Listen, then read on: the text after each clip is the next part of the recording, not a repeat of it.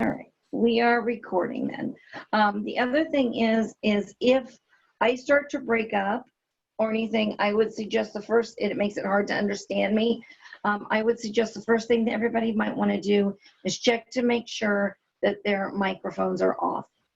Because sometimes when we get busy and the bandwidth gets going, it may make it sound a little choppy. As long as it's not sounding choppy, doesn't matter to me. If you want to leave your mic open or whatever, go ahead, right ahead. Again, I am Baroness Eleanor Duhalmondier. I am a mistress of the Laurel and the Kingdom of Calontir for cooking and hospitality. I love cheese, and I love making cheese, and I love experimenting with cheese. So what we're going to do is we're going to make some cheese today, and we're also going to go, I'm going to go through our handout, and I believe somebody on chat said she might already have it up on the website. If not, it will be, because I've already gotten it to her, and we'll kind of go from there. Cheese making, to make a basic fresh cheese, is so incredibly easy. A lot of people are intimidated by it, but there's no reason to be intimidated by it. If you can boil water, you can make cheese. It's just knowing your timing and things. When we make cheese, what we're effectively doing is fermenting milk. So, we're going to go ahead and get started. Now, I will say in the handout that I have for everybody, I have done the measurements based off a gallon of milk. To make it easier, since I have a hot plate in front of me, I'm going to do it with a quarter milk. So I'm using about the same measurements. If you're not exact with a measurement, it's okay. Cheese is not like baking. If you put a half a teaspoon too much baking powder in, you can have issues. This particular cheese, it's almost foolproof, okay? If it's not foolproof, it's through no fault of the maker. It's something's wrong with the milk. What are those things could be? And I can't stress the importance enough. When you go to buy your milk, you need to check and make sure that your milk has not been ultra homogenized. When you look on a milk carton, ideally you want it to not be either ultra pasteurized or ultra homogenized, but the homogenization is very important. What happens when they ultra homogenize milk is they put milk in a spinner, and they spin it to the point where the basic fat globules in the milk are separated so much that they won't go back together again. They won't become adhesive again. And that's what they do when they make shelf-stable milk before they seal it in those little cartons, because it makes it last longer. So, and I'll go over that again later, but you want to avoid ultra homogenized milk because it will not make cheese. So we're going to start out, we're going to go simple and easy. Let's see. Some of the things that you're going to need, and I'm old and my sight is horrible, so I'm going to look like a greenie with my glasses down here because they don't have my bifocals ready yet. You are going to need clean, dry pots, pans, and utensils. It's not, of course you want everything clean. The reason I say to make sure that you have everything done exactly well is because if you graduate to making those harder cheeses, the pressed cheeses, the aged cheeses, any one little bacteria, one little fungus, anything getting in there can totally throw off your cheese and ruin your whole batch of cheese over time. So I kind of went backwards. I started by making mozzarella and then came back to the fresh cheeses and with that. So it was always drilled into my head to please, please, please make sure everything is clean and sanitary, because if not, all your milk will be wasted and your time will be wasted. And then the worst thing of all is you won't have any cheese, and that would be just sad. So you need to make sure everything is clean and dry. if you are, and you need to make sure everything is rinsed well, because you don't want any of those soap chemicals or anything on there. Another thing, when you go to wash your hands to get started, you're going to want to wash your hands really well, and you're going to want to wash it with a non-scented soap. So when you're washing your hands, because that scent, a lot of times after you're finished washing your hands, you can smell your hands, you still smell scent. That means that you are having residue from that scent on your hands. When you're going to do something, if your hands get in the milk, hands can pick up the scent from your hands. And nobody wants soap scented or soap flavored cheese. So make sure you wash your hands, give them an extra rinse, see what you can do to do that. Okay. Cheesecloth. You're going to need cheesecloth. Talk a minute about cheesecloth. I have two different varieties of cheesecloth here. The first one is a very thin cheesecloth, as you can see. This is a lot like the cheesecloth that you use for Halloween to make Halloween decorations and things like that. You can use this. It's okay if this is what you have, or if this is what you can find. Just double it up or triple or fold it 4 times. Know that the whiter your weave is, the more little bits of cheese you're going to use. So what I use this grade for a lot of times is when I'm making a pressed cheese. Once I have it in my mold, I know the cheese isn't going anywhere. I put it on there so that it presses the cheese equally and it gets out the way a lot easier. The other is, this is also a cheesecloth. It's just a little heavier and it's harder to see through, of course. The weave is a little better. It's going to catch all the little creamy pieces. It's going to catch all those little creamy pieces that would fall through here. So I would suggest, if you can get the heavier cheesecloth, to use it. If you can't find cheesecloth, or you have a bunch of muslin at home, you can use muslin as well. You'd want unbleached muslin. So you could use the unbleached muslin. You can use butter muslin. A question just popped up about ordering cheesecloth online. You can.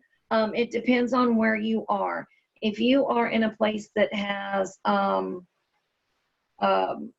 restaurant supply surplus, restaurant supply stores, you might be able to get it. But a lot of times what they want to do is they want to sell you the giant roll that's a $200 roll of cheesecloth for your kitchen. Where I usually go for my cheese making supplies, and where I got this cheesecloth, is New England Cheese Making Company, and they are online. They also have a really good beginner's book for when you're ready to move on to things, and that author is Ricky Carroll, and it's who I started with. It's very basic. It's a very straightforward, and it has a section that will teach you about cheese making beyond this, but it also has but it is also written in what I call layman's terms. You do not have to be a linguist to be able to understand it. You do not have to look up 10 different terms to find out what draining. They say to drain the cheese, not to put a cheese in this contraption and cause it to drain. It's very straightforward. And I like it for that reason, because I don't want to have to look up all that stuff all the time. Or I know I've learned some of those phrases and terms, but over time, I don't use them and they get lost. So your cheesecloth and butter muslin is about the same weight as this cheesecloth, except it's unbleached muslin, and it's what they drain the whey out of butter when they make butter. So it's very much the same thing. Okay, it usually comes in much larger pieces. This piece is cut. I've cut pieces to fit my molds and things. Yes, I can. I can put her name on there later. Um, I, I've cut my, to do it. Now, to save yourself and to save your cheesecloth, I wash my cheesecloth. Um, when I make cheese, I generally throw it in my washing machine. Now, I do not have an agitator in my machine. I have a round barrel machine. But if you go along the edges and you run a straight stitch along the edges of your cheesecloth, it's not going to fray as easily. And you throw it in your washing machine without soap, without bleach, just water, and run it through a cycle. Sometimes it takes two. But you can clean your cheesecloth and reuse it. I know there are sometimes people just throw their cheesecloth away. I've been guilty. If I'm going to throw cheesecloth away, I'm going to use the lighter stuff and double it up. And when I usually do that is if I'm camping and I'm making it over a fire and I don't want to have to deal with cleaning the cloth out there, or if I am doing a demonstration and I know that there's going to be limited resources, things like that. So there are different ways you can do. I know somebody who even uses a linen pillowcase for their cheesecloth. When they make a large batch of cheese, they dump it into the white linen pillowcase and hang it and just let it dry.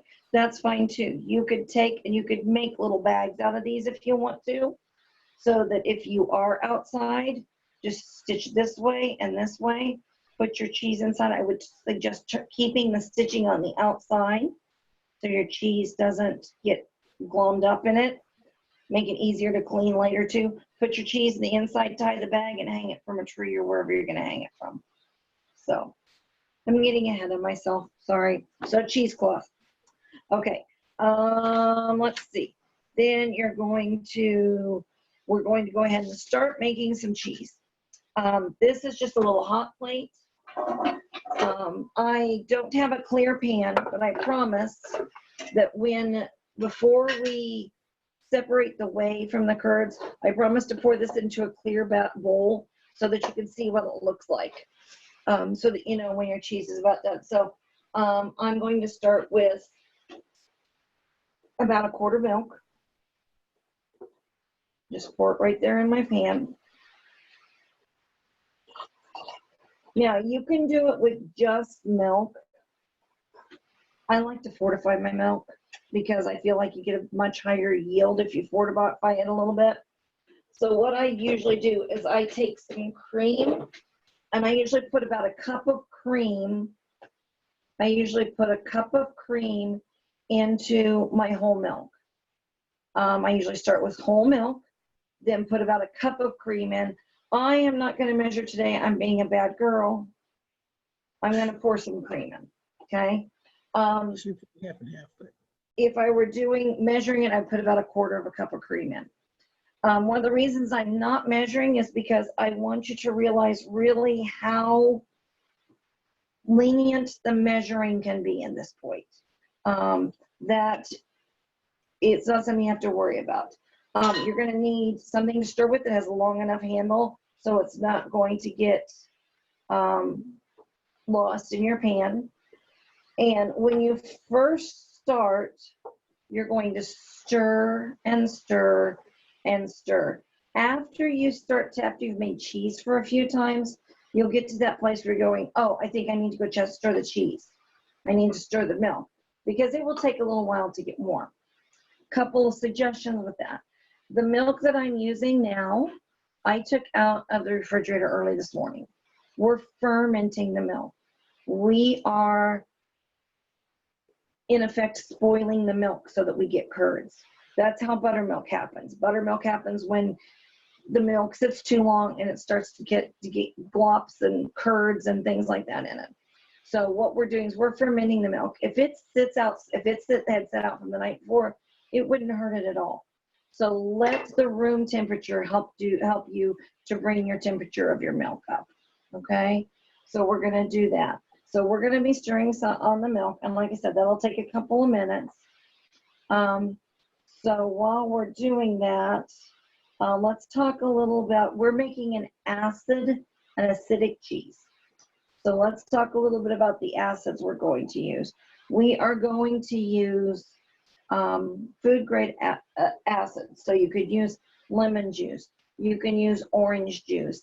Those are going to take more than using vinegar, which is what I usually use, to create your cheese. And it does not have to be any special kind of vinegar. This is just Aldi. If you have an Aldi's where you are, this is very cheap apple cider vinegar. It does not have to be anything special. You can use white vinegar. You can use apple cider vinegar. You could probably use red wine vinegar. You could probably use white wine vinegar. I've not used those because they're so much more expensive that that I try when I'm making my cheese. My little light's coming on, sorry.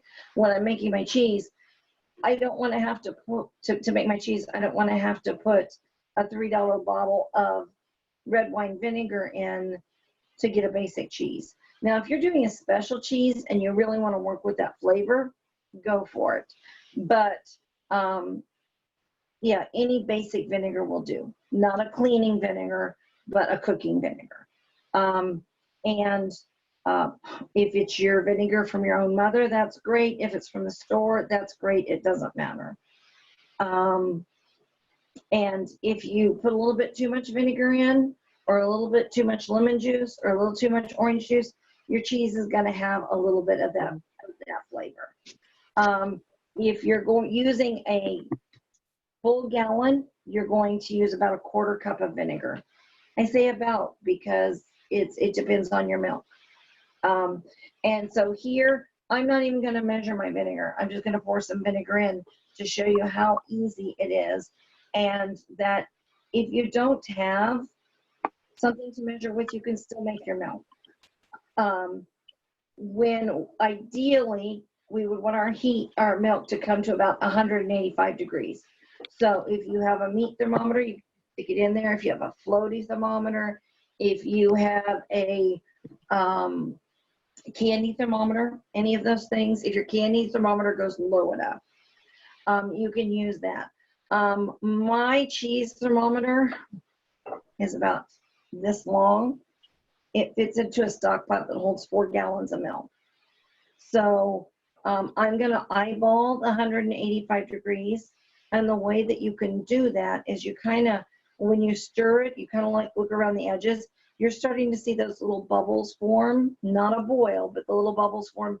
That means you're usually pretty close. You're usually pretty close to 185 degrees. Let's see. So those are acid. Types of milk, or temperature of the milk, we're going to bring that up. Types of milk. If you're using a raw milk, if you're lucky enough to have your own cow, your own goose, or your own goat, your own sheep that you can milk, you are going to get a higher yield than you do from a store-bought milk. Because even as a whole milk, they've still taken the top of that cream off. It's not the same as getting milk right from the cow. So your yields will be higher if you're using an unprocessed milk. And I had I know that to be true because I had a friend that had access to raw milk for a while. And I did some experimenting, and I did it in quart-sized batches, and I only got to do a total of 2 batches because then the person that she was getting it from moved and couldn't get it any longer. But the batches were running. I would say that the cheese was a lot creamier. The consistency was different, and I did get a higher yield out of the cheese.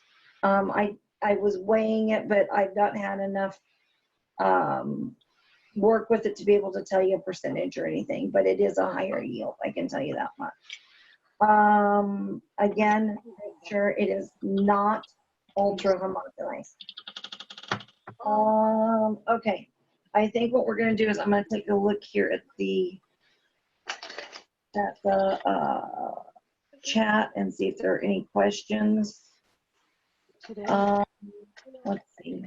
or tomorrow, just sometime. Looking forward to I will put the name of the book up, saying tomorrow. the name of the author. It is whole milk. Temperature of the burner. It depends on what you're comfortable with. As long as you get it to 185 degrees, that's what you need to do. Now, honestly, if it's higher, you're going to be stirring a lot more.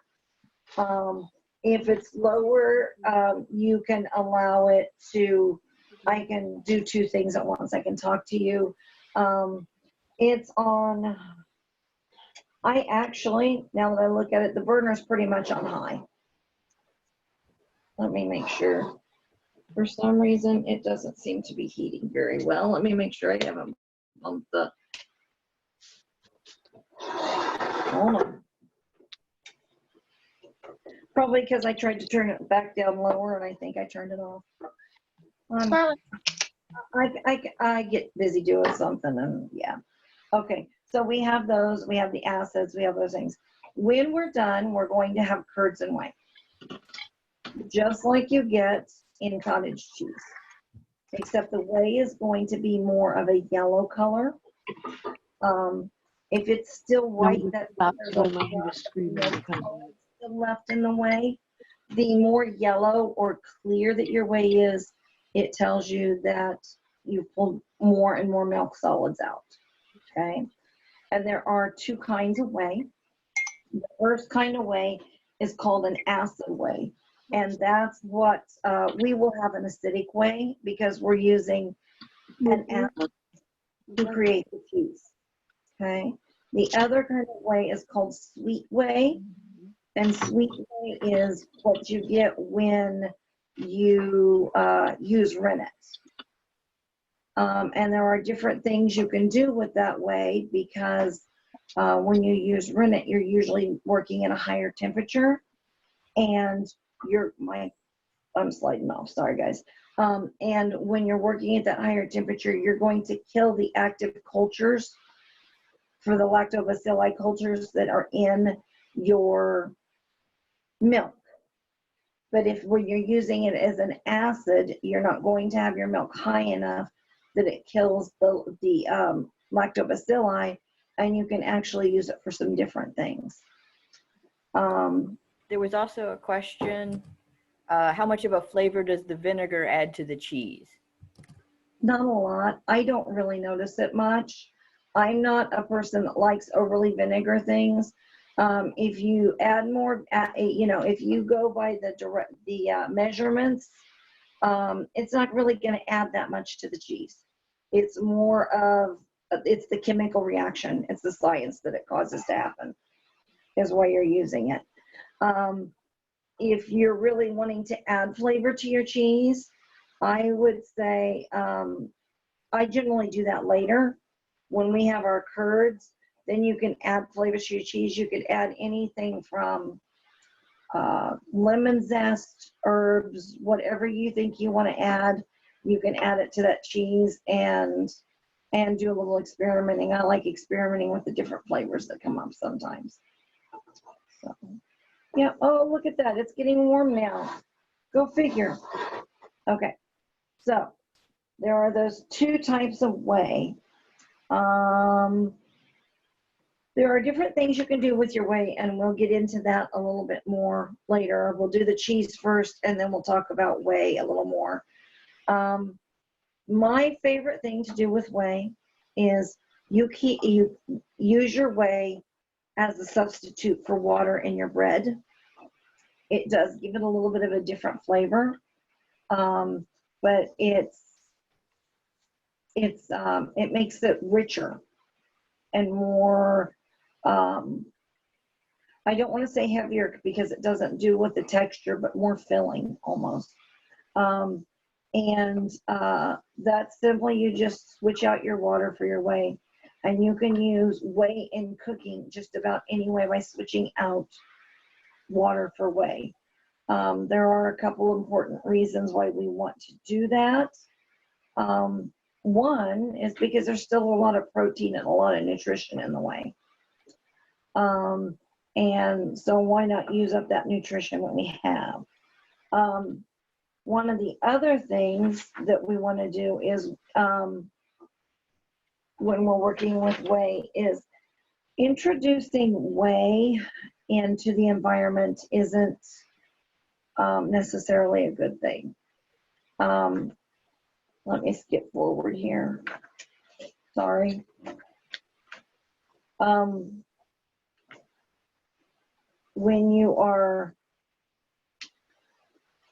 When large companies are making cheese, they have to be very careful about how they dump their whey. It really can have an effect on the ecosystem, because what it does is the different things that utilize in it, it causes the ecosystem to change, which can cause problems with the ecosystem. It can cause fish to die. It can cause animals to die, different things like that. Somebody just popped up that traditionally in Italy, ricotta was made. You can make ricotta, but you will still have whey after you're done with that ricotta. And that would be generally be a sweet whey. And you still, even after you make the ricotta, dumping the whey into the environment still has adverse reaction.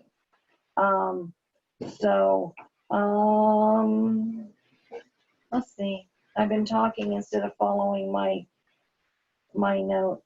Oh,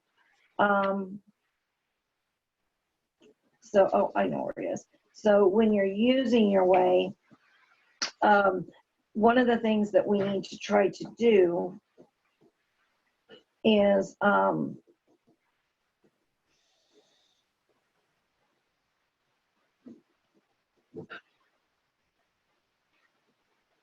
sorry about that. One of the things that we're working on is to help keep the environment happier. And the reason we want to use the whey, like I said, there are good reasons for it. It's basically the liquid that spills out after you take the milk fats out. And what it does is when it's dumped into rivers and streams and watersheds, it causes damage to the ecology, like I said. It causes the oxygen levels in bodies of water to drop below safe levels for marine life. So basically it causes any marine life, fish, frogs, anything, to basically asphyxiate because there's not enough air in the water. Okay. You can put a little bit of it directly on the ground as a fertilizer, but if you pour too much of it over the ground as a fertilizer, you have to be careful with that, because what it does is what little bit of fats that are still in the system will cause a seal across the earth or the dirt, and so that water and other nutrients can't get in. So it's an important thing. Some of the things that the larger corporations are doing is they're using sweet whey in baby formula and in the bodybuilding supplements. They take the whey, they dehydrate it, and they use it in those products. Also, yogurt companies are working on creating whey into a new fertilizer. And it's also used as supplemental feed in farming. So, if you have pigs or cattle or even your dog at home, pour a little bit on occasion over their food. If it's a indoor dog or cat, I would say to use caution, pour a little bit. It will be a great treat for them, but you don't want to pour too much and have it mess with their systems. But adding it into cow chow or pig food, things like that, it does create allow the animals to use that as a feed. And the other thing is, like we mentioned before, you can go ahead and try to make ricotta with it if you want to, and kind of go from there. So, all righty. There was a Yes. question. There's a question about, does using whey in your bread alter the flavor of the bread? If so, in what way? It does a little bit. I don't want to make it say it doesn't taste cheesy at all, but it makes it richer. Think about it along the lines of the difference between a store-bought white bread and a brioche. How that brioche has that richer,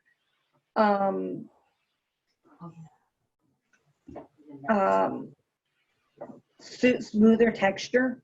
It does that to it a little bit. Yeah.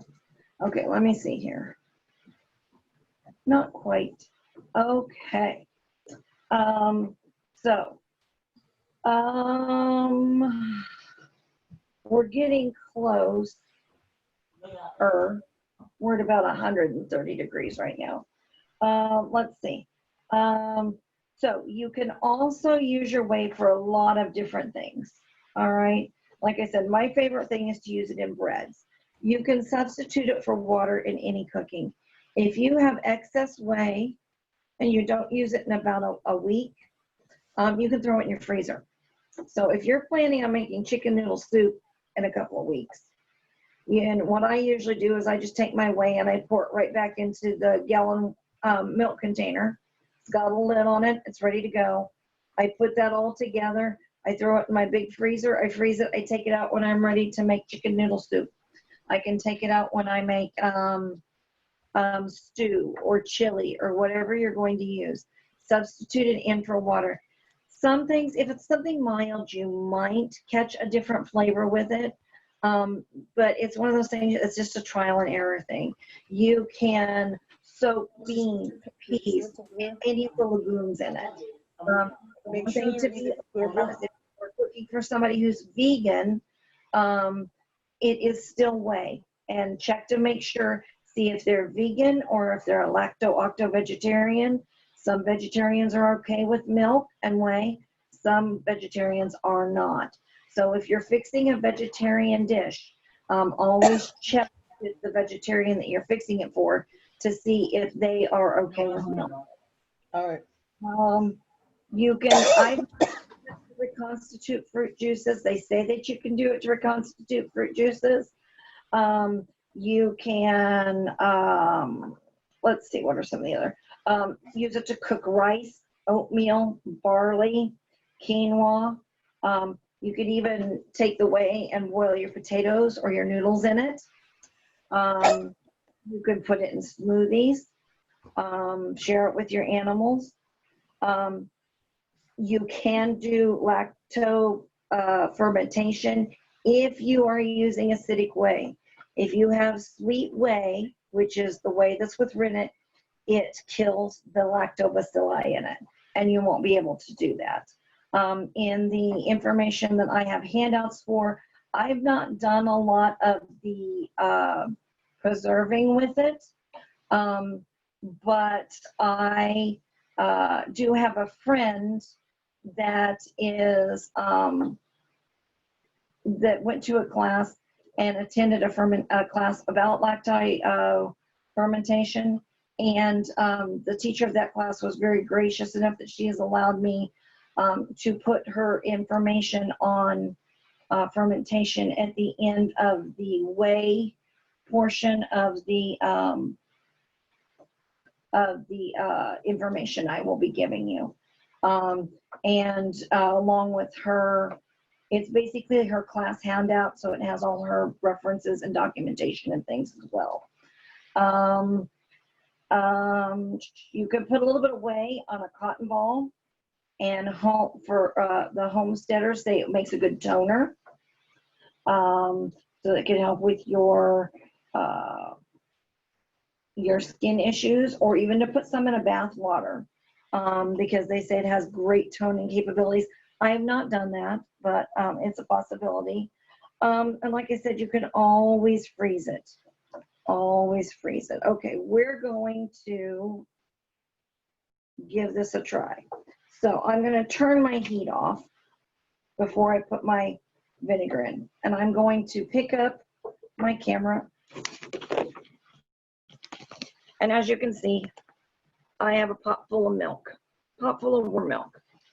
Okay, remember, ideally, to try to start with, I would be using a couple of tablespoons of vinegar for 4 cups.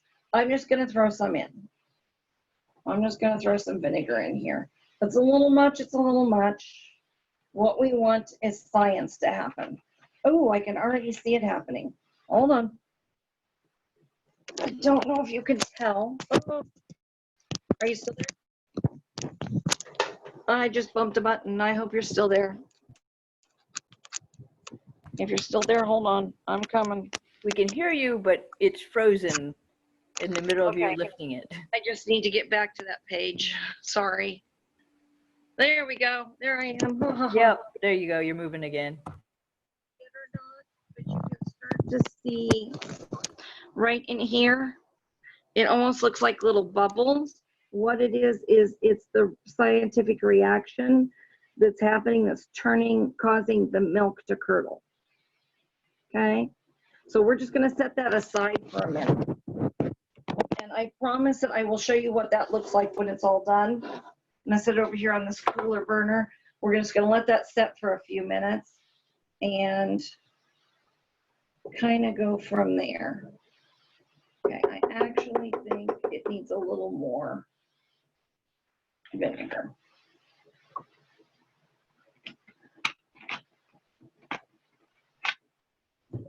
It will also make it go faster for this purpose so that you guys can see what's going on. So we're just going to let that set. The reason we're and because the next thing what we're going to do is we're going to work on separating the curds from the whey. We'll need our cheesecloth. And I want to give it a good couple of minutes before I pour it into the big glass bowl so that you can see what's happening. And I don't want it to cool down with the pour. I want to make sure it keeps the heat in there. So we'll kind of go there next. Okay. I thought I saw a question pop up a second ago. Let me, yeah, cook your pasta in it, any of those things. Literally anything that you would use water in, you can substitute it out as long as you're not worried about keeping something at a vegetarian level. Let's see. When you have, if you've made a hard cheese and you have the sweet whey, that's usually when you do ricotta and you're going to be introducing usually a little more rennet to it. The cheese that we're making today is an acid-based cheese. It's not a rennet-based cheese because I firmly believe in getting started with success. And while I've been very lucky, I know some people that have not been so lucky with their first attempts with rennet-based cheese. Okay, so let's see here. What else do we have on here that I thought was important to write down? Okay, sweet whey is at a high temperature, usually at about 200 or higher, 190, 200 or higher. Acidic whey is lower temperature, and like I said, it could be used for the fermentation for all different things. There are also, in the handout that I have that I'm listing you, there are a couple of recipes that you might want to try with the whey. And because I want to try them, I just recently found them. One is it's to be used with the acid-based whey because you need lactobacilli in it. One is to do fermented mustards, and there is a link on the in the handout that you can follow where the person is talking about how to do 3 different fermented mustards. There's a lemon whey pie. It says it's very similar to lemon meringue. but sounds like heaven to me. So there's a lemon whey pie. There's also some whey-based drinks you can try. There's a honey lemonade that's kind of like a soda. I tried doing it and I didn't get it to work the first time, but I'm going to be trying again. You're using the acidic whey to create the carbonation in it. So it would be a carbonated beverage, but I'm thinking, you know, you might get a little bit of that whey flavor. So it might be more like I want to say kombucha, because kombucha to me is very strong. But it could still have a little bit of that different flavor to it. It's not going to be like drinking a lemon soda or a lemon Italian soda, but it could be very interesting to give a try. So, and that's kind of those things in there.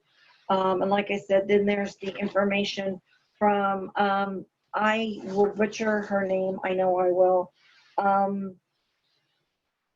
Allegan Ciolta. Her given name is Rachel Strange, but she's given us permission, and that's some information about fermentation. So, and I've not done any of that, but I think it's really interesting, and I can see other people being interested in doing that. So, we're almost ready. Let me give you another little peek over here at the cheese. You can see it separating, and it looks like it's yellow, kind of mottled. That's the cheese. It's separating the solid whey, the milk solids from the whey. It is starting to look very lumpy. It is, and that's what we want. Then what we're going to do is, well, we'll give that just another. It can sit until it's completely cool, and it will not hurt your cheese. So if you are doing this, if you're cooking in camp, if you are doing whatever, and you're like, oh, the cheese is done, you take it and you set it over the side. When you're ready, it's ready. I will say that if you're making a pressed cheese, I like doing it when it's warmer, because I personally think it stays together better or easier, but that's not a necessity. I'm going to, since I'm working on a little table here, I'm going to move a couple of things around. I want to move this.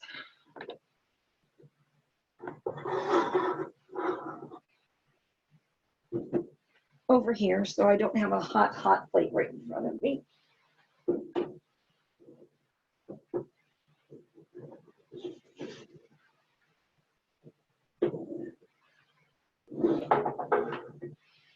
There we go. Okay, I have done this cheese in anything from glass pans to, you can do it in cast iron. It doesn't matter. It all works. Okay. While we're letting that set a second, let me get out our big bowl here. This is the bowl I'm going to use so that you can see what the difference between the whey and the curds.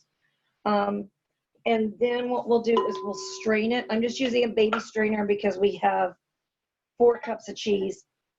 And basically, we'll just put it here. You're going to take your cheesecloth and just lay it over the top of your strainer. That's all you have to do. Now, if you're using the thinner cheesecloth, remember, you're going to want to layer it up. If there's wrinkles in your cheesecloth, it's not a problem. It's really very basic. If you get into doing some of the more aged cheese or pressing a lot of cheese, there are molds. The part that goes into the mold, after you put this down like this, put your cheesecloth in, put your cheese curds in, cover it with cheesecloth, and this goes on top. This is called a follower. Okay, so if I refer to something as a follower, it's the piece that you put on top of the cheese before you put weight on it. Okay, and we will talk a little bit about that. And this is probably a $20 item. No, the cast iron fan does pan generally does not affect the flavors. If you are treating your cast iron pans and oiling them correctly, you're not going to have much of a taste that flavor that carries over. So we have this one. Okay. We have, this was my very first cheese mold. Some of it might look familiar. This was, is a Tupperware bowl that I took outside with a wood burner and poked holes all in it. And I didn't have the lid for it anymore. If I had the lid for it, I could have cut it or used the lid that's the next size down, but I didn't. So I cut a piece of wood that would fit inside of it. I just wrapped the wood in plastic wrap, put it right on top, and that's my follower. So, in fact, in the next class, we're talking a little about some frugal ways to do things. My mom says I need to say I'm frugal. I say I'm cheap. So I have no problem admitting it. Or you can become really good friends with potters, or find a potter that really likes cheese and doesn't want to make their own. This was made by Countess Gwynn here in Callantyre, and it was from her shop. I purchased it from her. She makes her own cheese, but if you don't want to purchase one, and this was about $20 as well. If you don't want to purchase one, find somebody that does pottery that likes cheese and trade with them. Say, hey, you know, I'll make you cheese if you make me a bowl with holes in it, because that's all it is a bowl with holes in it. And this is what we will use to make our little mini pressed cheese when we're done. Okay. All right. The other thing is, if you want something this size, and the first thing I used to use before I decided I liked it well enough to start allowing myself to spend a little money on cheese, is that I would take an old butter tub and just run a knife through the bottom of the butter tub. Does the same thing. Then you can take the lid and cut it so it just fits inside. A wooden mold would be a wooden mold. Somebody just asked about a wooden mold. Wooden molds, I personally do not have a problem with wooden molds.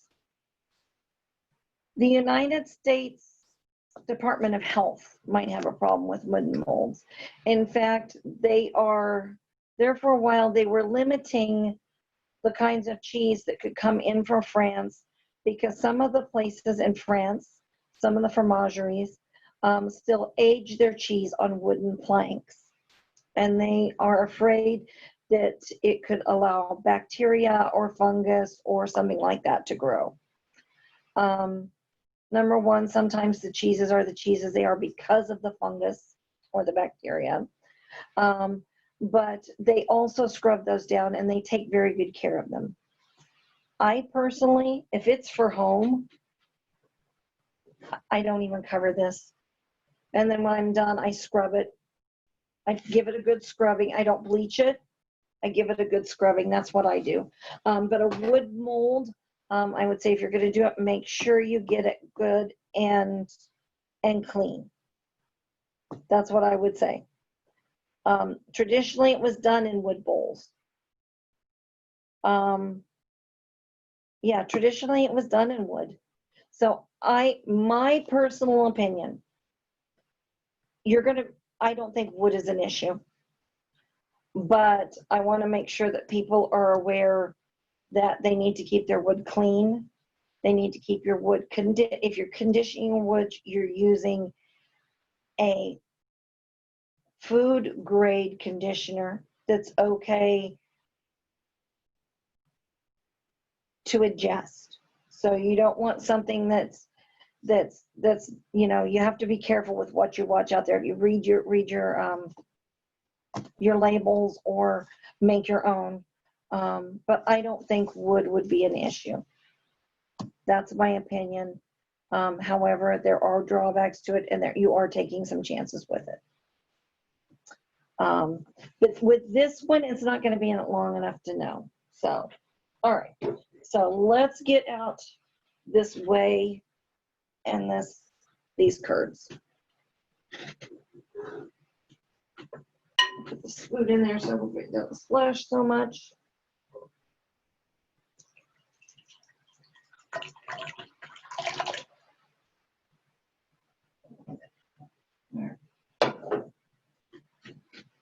This is curds and whey.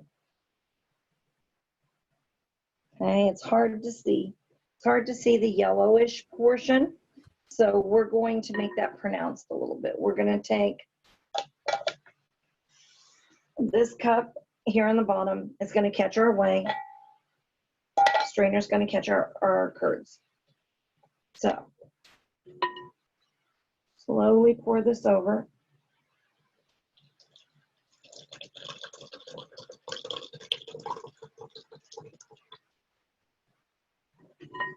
And what I forgot was a container to put the whey in.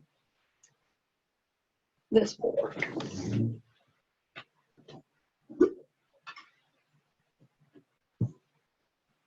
Okay. So as you can see, as it drains out, you have a yellowish liquid. It is not white like milk at all. In fact, it looks kind of like lemon juice. It's clear, and it is not white at all. All the white is up here in the top here with our curds. That is the milk solids. So there's still a little more room. Let's pour some more in here. You do proportionately, you're going to have a lot more whey than you have milk or cheese. It's the way that it works. And what I'm doing is I'm just lifting up the edges and letting gravity help us out a little more to make things go a little quicker. Get rid of this whey over here.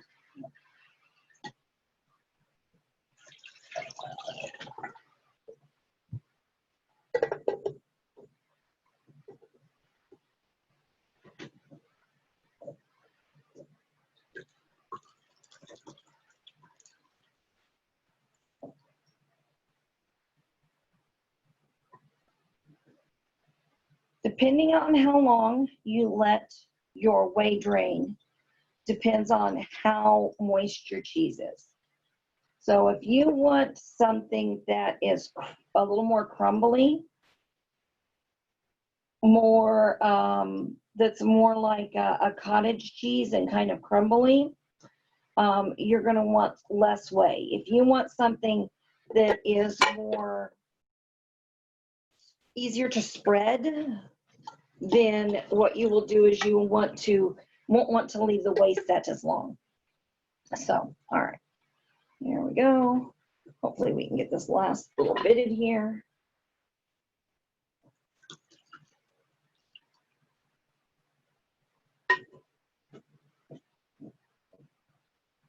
We'll be able to get it all in there. It's just, I have a little container to catch the whey, so I don't want to make a mess.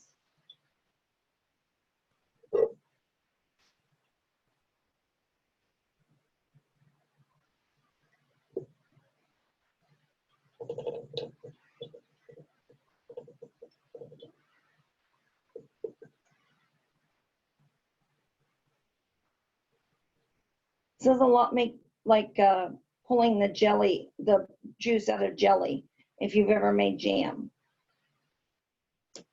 Okay. If you've ever made jam, it's a lot like this portion is going to remind you of pulling the juice out of the fruit.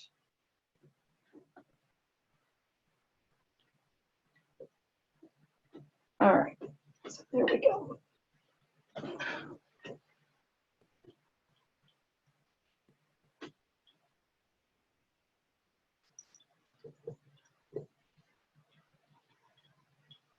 And I'm going to twist it to make it go a little faster for us. Now, ideally, depending on what I want to do with my cheese, I can stop right there, take this, take my cheese, stop right there. I can put my cheese in my container like this. I have a tendency to twist the top a bit.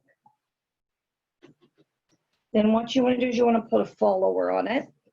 For this, I just put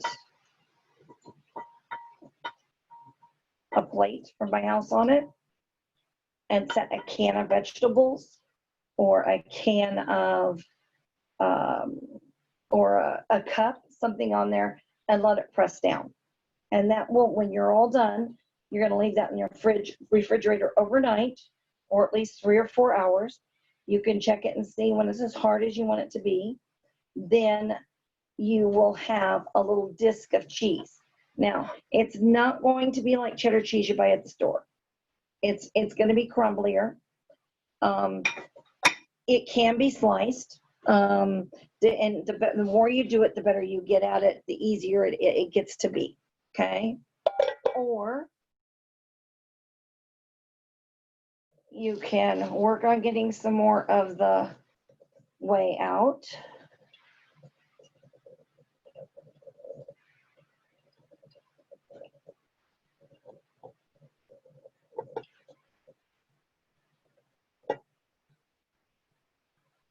If you don't know if that's where the consistency you want, just open it up. Take a look. You know what? I'm going to leave it pretty soft because I like my cheese soft so that I can spread it, or kind of spread it at least. Let me get rid of this. Now, to flavor your cheese, if you choose to flavor your cheese, this is when you'd flavor your cheese. If you're wanting to flavor the cheese that you're going to make, put in your refrigerator overnight, you would flavor it now, put it back in here, and then put your weight on it, okay? I'm gonna go with a really easy flavor this time. I just went out to the herb garden. I have a handful of chives. So I'm gonna snip some chives into it.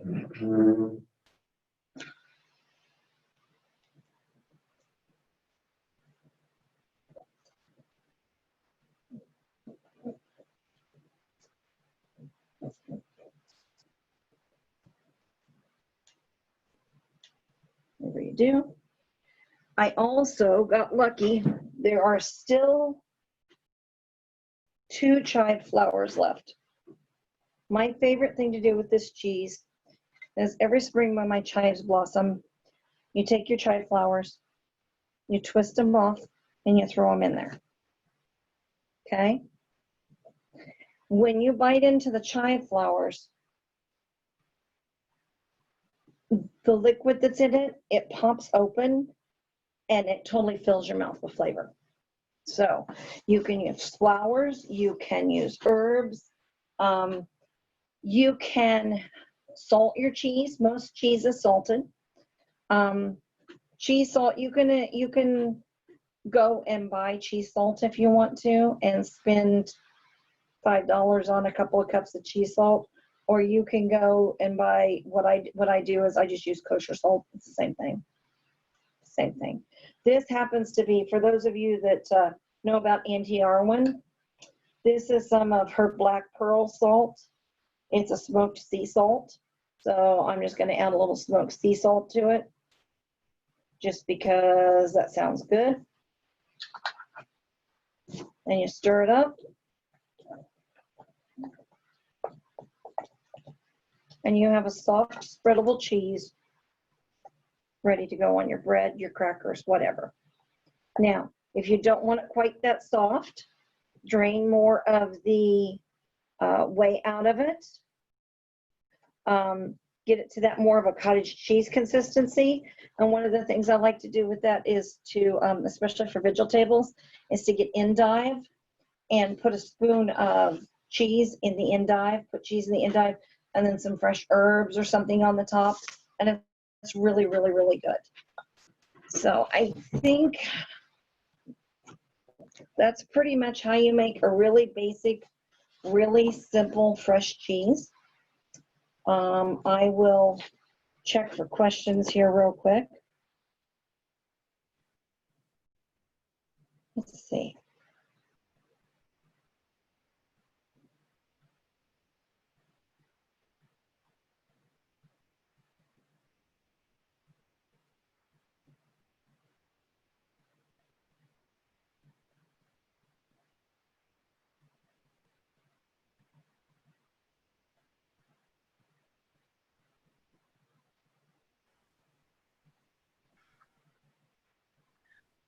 We've had some students leave, but I'm still here.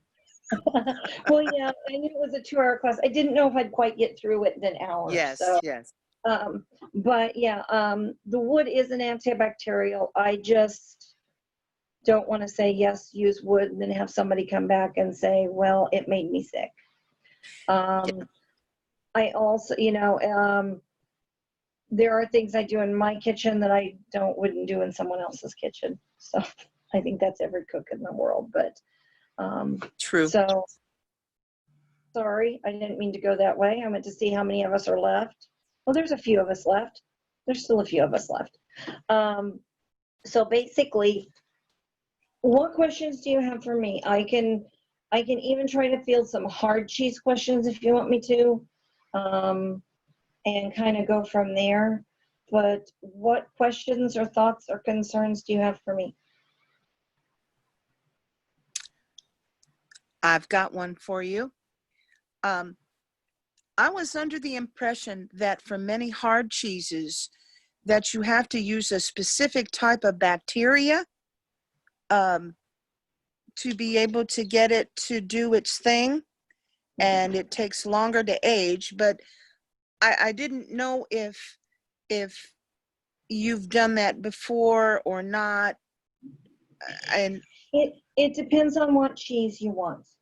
Yeah. To get a hard cheese, you're generally going to need to use rennet, whether it's an animal rennet or you can purchase vegetarian rennet. So you're gonna have the rennet, and the rennet, the animal rennet actually comes from the stomach line of young calves and lambs before they have completely weaned. But beyond that, when you're using different bacterias and different cultures and things like that, each one creates a different flavor. So, like for example, if you are wanting brie, which it's not a hard cheese, but it is a bacterial or a bacteria cheese, you're going to spray it with a penicillin. If you are wanting, let's see what else. Oh my goodness. What is the German cheese that is kind of orange? I can't think of it. I'm thinking of Gouda. Munster. If you want Munster. Munster, that's a specific type of bacterial linen. If you want if you want Roquefort, that's a specific brand, specific. So when you're getting into that, you're getting into how you're wanting to make different specific cheeses with different flavors. And those are your rennet-based cheese, which is going to give you the sweet way. And to do that, you're going to need a cheese press. And when I make manchego, it takes me a day and a half to make manchego. It's a different process. There's different things that you do. What we made here is a basic fresh cheese or a farmer's cheese. Like I said, if I put this in that, the container with the holes and let it strain out, it would be a more compact, it would be a little round cheese. I meant to do one and time got away from me last night. But it would be a little round cheese and it takes the shape of whatever your dish is. Okay. Somebody else, did that answer your question? Yeah. Thank you so much. No problem. Somebody else just asked what other kinds of cheese that you can do like this. Mascarpone is an easier cheese to do. Depends on, it is easier and it's with heavy cream and the cheese is a lot sweeter. All cheeses and all cheeses are made with variations of these techniques. Fresh cheeses, you can make as many variations as different items that you can put in this container. So it would be just, if you put lavender, it would make a different variation. Everything you put in is going to cause a different variation. Like I said, this one is fairly creamy. This will spread really easy, almost more like a cream cheese. If I took it down and let it drip some more, it would take a while with that. It will become, before it started, it would become more like cottage cheese. It would be more crumbly. The more liquid you take out of this particular cheese, the more crumbly it's going to be. So, like if you go to a feast and they say fresh cheese, you could get anything from this fresh cheese to a little crumbly cheese that you could, that could be almost kind of like the consistency of feta that you can sprinkle over things. Oh, sorry, I think the video is frozen because I went to the questions. So, let me get back out of the questions here. Sorry. I think I froze myself when I did that. You can make many variations just depending on how long you let it drain. Somebody asked about books that would contain information about when cheeses originated, things like that. I literally, if you go online, there is a food timeline and a cheese timeline. So I've referred to that off and on. Most of your artisanal cheeses, a lot of them won't give you dates, but a lot of the artisanal cheese books will talk about how old certain cheeses are. The book that I use a lot is the, like I said, the Ricky Carroll, I think it's called Home Cheese. Don't have it right here with me, sorry. But I'm not seeing it over on my shelf. And she talks about how old some of the cheeses are. She'll say this dates back to monasteries in medieval times, things like that. And her name is Ricky, R-I-K-K-I, Carroll, C-A-R-R-O-L.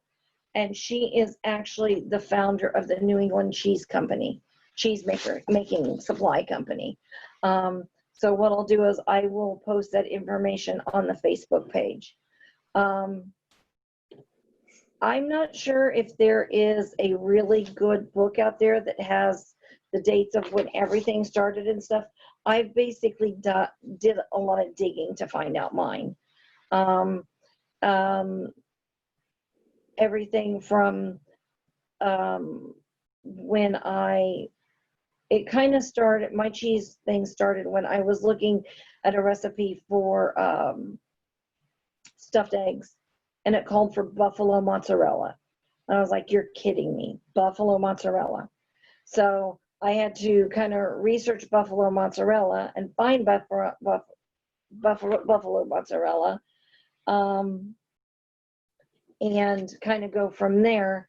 And it just kind of led me down a rabbit hole, and I just kept looking and looking and looking and finding more information.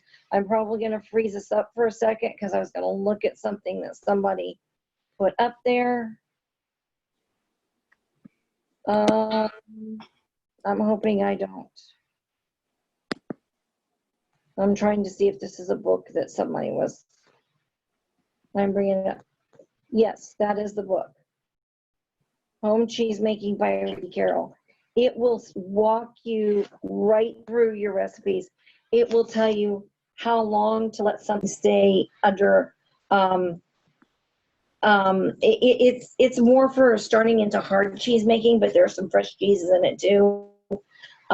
When you start your hard changes, it'll tell you exactly how long to leave your cheese under what weight, when to add it, to change it to a different weight, all those things. And it has everything from, it has queso fresco in it. Some of these require a culture, which makes it different than this fresh cheese. This is a very basic acid based cheese. But you can order your cultures from there. She will send it to you. It arrives timely. But it has queso fresco, it has mascarpone, it has paneer. I think it has halloumi in it, and that recipe is really good. I've done that a few times. So yeah, and it's got both washed rind cheeses. It has a cheddar cheese and it has a farmhouse cheddar cheese in it. And farmhouse cheddar cheeses are actually are a little easier than a regular cheddar. But that is the book that I started with. Now the artisanal books that I've come across and read and checked out, they go more, they walk you through those processes, but a lot of those are very interested in put this in it and put that in it and different things to create a specific flavor within your cheese, which can be fun. But my opinion was I had to learn how to make cheese before I could decide how I wanted to flavor it. And I can choose what flavorings I want and play with that and go from there. And they're not traditional flavorings usually. They're like blueberry, hemp seed, lemon zest cheese, things like that. Wow. So, which sounds absolutely amazing. But the first thing we need to do, I felt like I needed to do, was learn how to make cheese. So, but yes, that's the book Yeah. I would suggest. And I think it's on my syllabus. If not, I will also put my email address up on the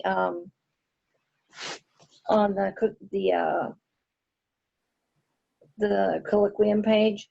That way, if you guys have questions or want to know anything, or ask me if I've tried something or whatever, you're more than welcome to email me anytime.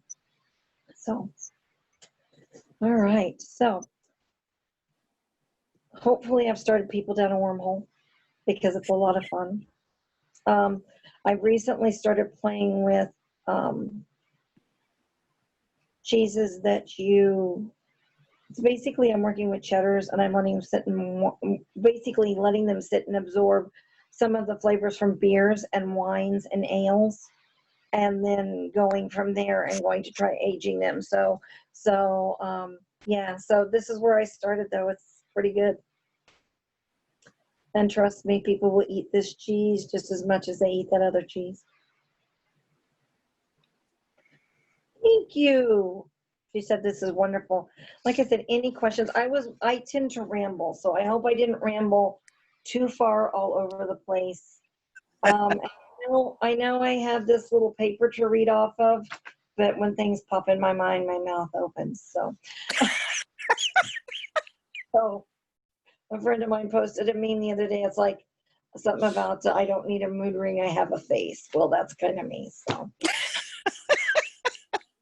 So, all right. So It's been just wonderful. oh, Just thank you. wonderful. If there aren't any other questions or anything right now, I think I'm going to go ahead and hop off for a few minutes because at 4 o'clock I'm doing a roundtable discussion. So,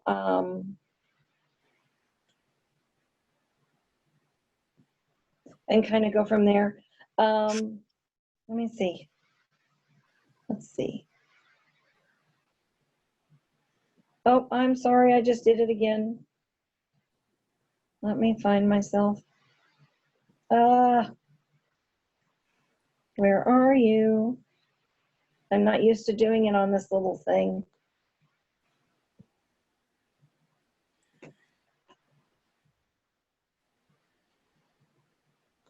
Okay, there we go. Let's get to those again.